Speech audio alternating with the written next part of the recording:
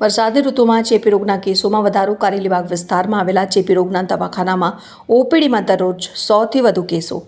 વડોદરા વરસાદની ઋતુ સાથે ચેપી રોગના કેસોમાં ઝડપે વધારો નોંધાયો છે. કારેલીબાગ વિસ્તારમાં આવેલ ચેપી રોગ હોસ્પિટલમાં રોજ 100થી વધુ દર્દીઓ શરદી, ખાંસી, તાવ, ઝાડા, ઉલટી જેવી તકલીફો સાથે આવી રહ્યા છે.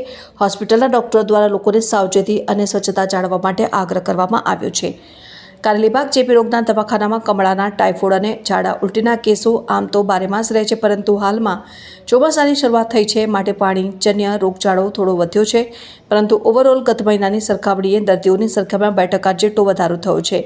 અહીં હોસ્પિટલમાં 50 બેડની ક્ષમતા છે, જેમાં અત્યારે દર્દીઓ ફૂલ છે અને 45 થી 48 દર્દીઓ અલગ અલગ ચેપી રોગના સારવાર હેઠળ દાખલ છે, જેમાં કમળાના દર્દીઓની સંખ્યા વધારે છે, જ્યારે ઝાડા ઉલટીના 2 જેટલા કેસો છે.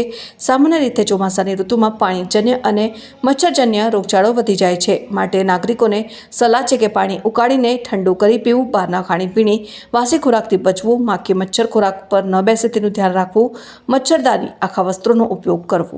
જો આમાં એવું છે, દર વર્ષે વરસાદ પડે એટલે ખાડા ખાબોચિયામાં પાણી ભરાય એટલે એમાં જે ગંદુ પાણી હોય, જો એ નજીકમાં કોઈ પાઇપલાઇન લીકેજ હોય તો એની સાથે મિક્સ થાય અને એના કારણે પાણીજન્ય રોગો થાય. બીજું, એ જે ખાડા ખાબોચિયામાં પાણી ભેગું થાય એમાં મચ્છરની ઉત્પત્તિ થાય, એટલે એમાં મચ્છરજન્ય રોગોના પણ ચાન્સ રહે. એટલે આ જે સિઝન છે, જે વરસાદ ચાલુ થયા પછી એમાં કમળો, ટાઇફોઇડ, મલેરિયા આ ટાઈપના રોગો જોવા મળતા હોય. ચાલુ વર્ષે પણ એ જ પ્રકારના રોગો જોવા મળી રહ્યા છે. દરરોજના કેટલા કેસો આવતા હોય? આપણે ત્યાં ઓપીડીમાં લગભગ 100થી 125 પેશન્ટ દરરોજ આવે. આગળ ચોમાસાની ઋતુ આવશે, પબ્લિકને શું અપીલ કરશે? ખાસ કરીને મેં કીધું એમ, જો ઘરની આજુબાજુ કોઈ ખાડા ખાબોચિયા ભરાયા હોય તો એ પાણીનો નિકાલ કરવાની વ્યવસ્થા કરવી જોઈએ.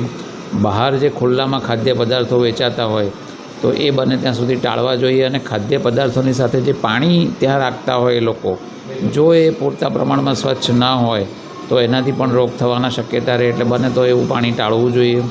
ઘરની પાઇપલાઇન જો કોઈ જગ્યાએ લીકેજ જણાય તો તાત્કાલિક રિપેર કરાવવી જોઈએ. ઘરમાં પણ બને ત્યાં સુધી તાજો ખોરાક ખાવો જોઈએ.